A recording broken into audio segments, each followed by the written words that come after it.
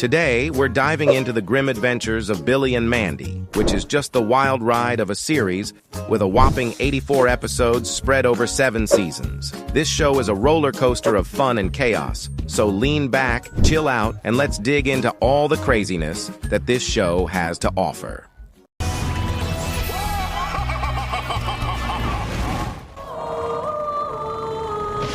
So it all started 13,000 years ago in a land called the Underworld, a place that gives home to most monsters and supernatural creatures. Back then, there was this little guy called Grim who got admitted to Doomsday High School, which was like the go-to place for all monsters to get an education. Among his classmates was the Boogeyman, who started picking on him immediately and made his school life horrible even before it started.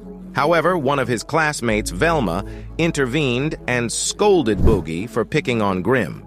She trapped Boogie in her web and stuck him to a flagpole for the whole school to watch and laugh, prompting Grim to say that she can be very scary when she has to be. Wow, Velma, you sure can be scary when you want to be. However, Boogie continued to make his life miserable with all sorts of pranks, such as pulling a wedgie and making the whole school laugh at him. This prank was the reason everyone started calling him Wedgie Shakespeare. One day in class, the professor revealed that the board has opened a new position for the Reaper, and the only requirement is that the winner should be able to scare people. An election was being held to determine the winner, and as fate would have it, the only 3 people signing up were Boogie, Velma, and Grim. The presentation was held at the auditorium, where all the contestants had to convince the audience that they are scary. Boogie made fake threats.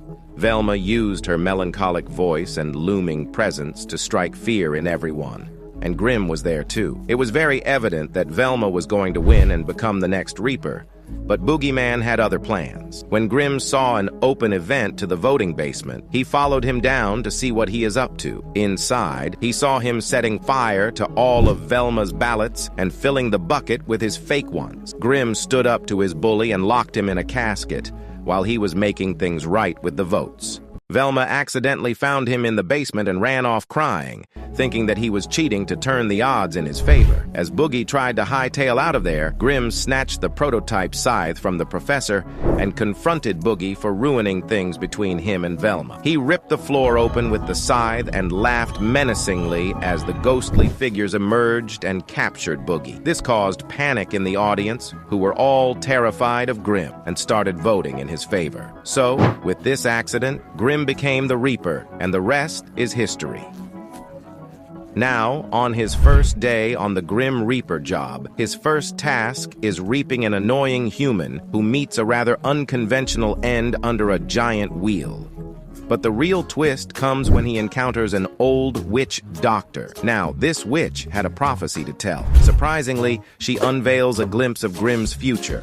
A fate where he ends up being a servant to 2 incredibly bothersome kids, none other than the iconic duo Billy and Mandy. Jumping ahead about 13,000 years later, we land in the quirky town of Enswell. Here, 2 kids named Billy and Mandy come into the picture. Their friendship goes way back to when they were babies. Billy, being his usual playful self, kept ringing Mandy's doorbell until she got fed up enough to open the door. And what does she say? Are you some kind of idiot? Billy noticed Mandy didn't have a nose and decided to put an ice cream cone on her face as a joke. Mandy didn't find it funny and gave Billy a punch before shutting the door. But Billy just laughed it off and said, "She digs me. Steady, here it comes." So, one fine day, while Billy and Mandy were throwing a bash for Billy's pet hamster, Mr. Snuggles' 10th birthday, guess who drops by? Yep, the Grim Reaper himself, Grim. Grim was all set to collect the hamster's soul, as Reapers do. But Mandy, being Mandy, was having none of it. She wasn't about to let Grim take Mr. Snuggles without a fight, so she challenged Grim to a game. If Grim wins, he gets the hamster's soul. But if Billy and Mandy win, Grim has to be their best friend forever and ever. Grim, probably thinking he had this in the bag, agreed to the deal. They played Grim's favorite game, Limbo. But Mandy, well, she bent the rules a bit and beat Grim. And that's how Grim ended up being Billy and Mandy's best friend for eternity. So, When Billy's mother, Gladys, catches sight of Grim for the very first time, it's like panic central for her. At first, she tries to brush it off, thinking maybe it's just her eyes playing tricks on her. But then, boom! Grim is right there in all his Reaper glory, and Gladys just loses it. I mean, can you blame her? It's not every day that you come face to face with the Grim Reaper himself, right? The whole thing goes so south that she has to crash at her sister-in-law, Sis's place. Grim gets tired of being alone while Billy and Mandy are busy, so he comes up with a quirky idea. He wants to be a swimsuit model, but being a skeleton, that's a no-go. Billy and Mandy jump in to help by giving him a human-style makeover. Surprisingly, he lands a gig in a TV ad, but in the end, it's a bit of a letdown. His screen time is super short, and they don't exactly make him look like a supermodel. Just another wacky day in Grim's afterlife. Grim starts feeling nostalgic for his old days as the Reaper of Souls, but his bet with Billy and Mandy keeps him from returning to the underworld, much to the amusement of his fellow underworld workers. Then, a light bulb goes off in his bony head. He decides to turn over a new leaf and do good deeds instead of soul collecting. Unfortunately, his attempts at being nice hit a wall. People are totally freaked out by his grim looks and run away from his helpful gestures. It's not easy being kind when you're as spooky as Grim. So one day, an earthquake shakes things up, causing the ground to split open. Now, Billy's just about to head back to his pals when, bam, something unseen yanks him down into the crater. Mandy and Grim decide to check out the commotion at the junkyard and get pulled into the hole too. They end up in the center of the earth, where they meet Nurgle. Nurgle's been keeping tabs on our trio from his underground headquarters, and he's feeling pretty darn jealous of their friendship and all the fun they're having. So, he wants Grim to hand over Billy and Mandy so they can be his pals forever. Grim, maybe not the best judge of character, agrees to this deal and heads back to the surface. But things aren't all sunshine and rainbows down there. While Billy's pretty cool with being Nurgle's new bestie, Mandy's got her doubts. She thinks they should bail, but Nurgle's got other plans. As time goes on, even Billy gets fed up with Nurgle's craziness. Now, Grim's been enjoying his break, but he eventually has a change of heart and decides to rescue the gang. But Nurgle's not about to let them go that easily. He zaps Grim with these wild electric tentacles, literally tearing him apart. Just when things look pretty dire, Mandy steps up to the plate and saves the day. So picture this. It's a regular November day, and Billy's in the mood for some spring cleaning. I know, not exactly the right season, but as Billy, we're talking about here. He's poking around Grim's old trunk and finds an old lamp. You know the kind you'd expect to have a genie inside? Well, turns out there is some truth to that because Billy gives it a good rub, and out pops Grim's mother. Now, Grim had warned them about this curse, and here it is in the flesh. So his mom's all like, hey, I'll grant you guys a wish each. Sounds awesome, right? Billy, being Billy, goes and wishes to know what to wish for. I mean, really. Anyway, Grim never even gets a chance to make his wish because Mandy steps in and wishes for them to shut up, and they end up with their mouths literally zipped shut. But Mandy's got some ideas, so she decides to wish that all the humans on Earth disappear. When she steps outside, it's like a ghost town. Nobody's around. She goes back inside, gives this kind of sneaky smile, and just says, perfect. Guess who's back from her vacation? Yep, it's Gladys, Billy's mom. She walks in and spots Grim, still hanging around. And let's just say she's not exactly thrilled about it. See, she's got this idea that Grim's here to whisk Billy away like some kind of over-the-top babysitter. Little does she know Grim's got a promise to keep, the whole best friends for everything with Billy and Mandy. So she's on a mission, causing a scene, thinking she's protecting her kid. Things are getting wild, but just when it looks like chaos is winning, Billy and Mandy show up and catch her red-handed. And you know Grim, he's got a flair for the dramatic. He's all like, you might have won this round, but the war is still on. Classic Grim. It's a regular day, but things start feeling a bit off. Billy's buddy Irvin isn't picking up the phone, his parents are nowhere to be found, and Mandy's dropping lines about wanting Billy for dinner. Yep, sounds spooky, right? Billy and Grim start putting together this wild theory that Mandy might be some sort of cannibal, snacking on his parents and pals. They start snooping around, finding these picky setups and plans for a big party in Mandy's yard. Suspicions rising, but turns out they're actually setting up a birthday bash for Billy. However, just when things settle down, Mandy burps, and out comes Irvin's glasses. So, did she actually eat him? Or was it just a practical joke? I guess we'll never know. Billy and Mandy encounter a mysterious carnival that emerges from the ground, managed by the lonely Nurgle seeking friendship. Nurgle's attempts are met with failure due to his unpleasant behavior. Billy decides to help him learn the 5 C's of friendship: cleanliness, consideration, compliments, conversation, and while sharing. Looks like Billy needs some spelling lessons too. Despite his efforts, Nurgle struggles with each aspect, including insulting others, discussing unpleasant topics, and misunderstanding genuine connections. Seeking advice from Grimm, he resorts to using his powers to create followers called the Nurglings, revealing a misguided understanding of friendship. So, after Mandy threw Billy an epic birthday bash a few days back, it's only fair that Billy returns the favor. He gets this genius idea to throw a surprise party for Mandy, and he ropes Grimm into the plan. Now, Grimm's not exactly thrilled, but he goes along with it because, well, what can you do? So there they are, cooking up a cake and keeping it all hush-hush from Mandy, and you know how well keeping secrets goes with these guys. But they are determined. They're sneaky, they're kind of messy in the kitchen, but the big moment arrives, and they spring the surprise on Mandy. And guess what? She's like, sort of surprised, but not really.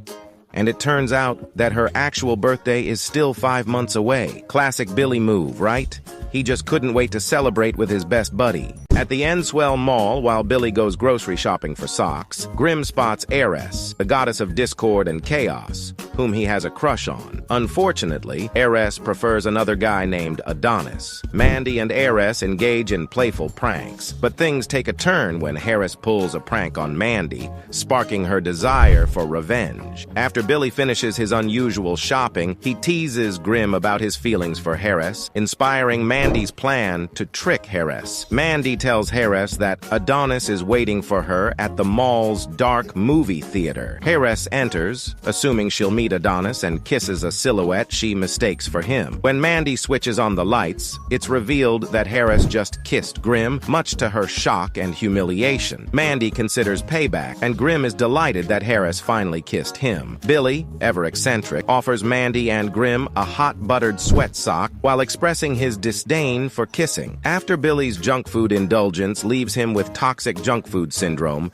Mandy seeks Granny Grimm's remedy, requiring a dimensional rift to retrieve a crucial ingredient transported to an outer dimensional bog. Manny and Grimm secure the ingredient and concoct the remedy. Billy drinks it, only to develop a strange growth on his back that evolves into a creature named Yap Yap. Despite Mandy's efforts to administer the antidote, Yap Yap's influence resists it. As Yap gains strength, it bites Grimm before being tempted by cherry soda, leading it to consume the antidote and dissolve into a puddle. However, Billy secretly consumes the back, mimicking Yap Yap's behavior. During a school trip to the museum, Billy, Mandy, and Grimm cross paths with Haas Delgado, a self-proclaimed paranormal hunter. When Haas spots Grimm, he goes all in to eliminate him, leading to a crazy showdown right there in the museum. However, Haas eventually realizes that it's Billy and Mandy who are really calling the shots with Grimm, and controlling Grimm is no small feat. So he decides to move on to other supernatural adventures, and we catch a glimpse of him later still fighting the good fight, this time taking on a werewolf. It's a never-ending journey for Haas Delgado. Wonder where our next adventure will take us. On a mundane summer day, Billy's curiosity is piqued when he sees a green flash in the sky at night, which he believes signifies an adventure. He heads to a cornfield where the flash appeared, thinking it's a crop circle created by aliens. However, he encounters a school bully, Spark, who is actually trying to keep the corn down. Suddenly, a UFO abducts them and performs strange experiments. The next day, Billy shares a story, and Mandy, Grimm, and Spark investigate the UFO. Inside, they find evidence of the aliens' activities and a chip in Billy's brain. Upon probing Billy's memories, they discover that he thwarted the aliens by dancing and saved Spark, who now has a bomb in his head. From Grimm's scan, they learn that when they exit the ship, they find that the town is swarmed with government officials and UFOs. An alien gift is left at Billy's house, which turns out to be an expanding alien creature. The gang has a humorous conversation about forming a super team, but Grimm suggests taking a break for commercials. Billy, Mandy, Grim, and Spark find themselves captured by the aliens, who reveal their sinister plot to take over the Earth during the full moon, when they all turn into werewolves. Snarling, foaming at the mouth, rip you limb from limb werewolves? The group is forced into a gladiatorial arena, but is saved by the appearance of a moon beast that distracts the aliens. They manage to escape the aliens' moon base, where they come up with various creative plans to thwart the aliens. When Mandy's reprogramming of robots gone awry, the aliens themselves transform into werewolves and attack. Grim unleashes his scythe, and with a touch of drama, transforms the group into superhero personas proposed by Billy. They engage in a heroic battle against the aliens, eventually causing Spark's self-sacrifice to crash the alien spaceship onto the moon, saving the day. In the end, Mandy, Billy, and the Cheese Reaper continue their superhero adventures. Billy embraces his werewolf persona, and Spark returns as a headless bully.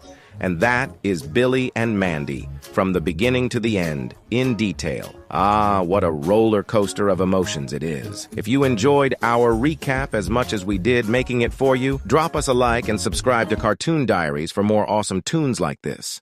With that said, thanks for watching, and we'll see you in the next one. Peace.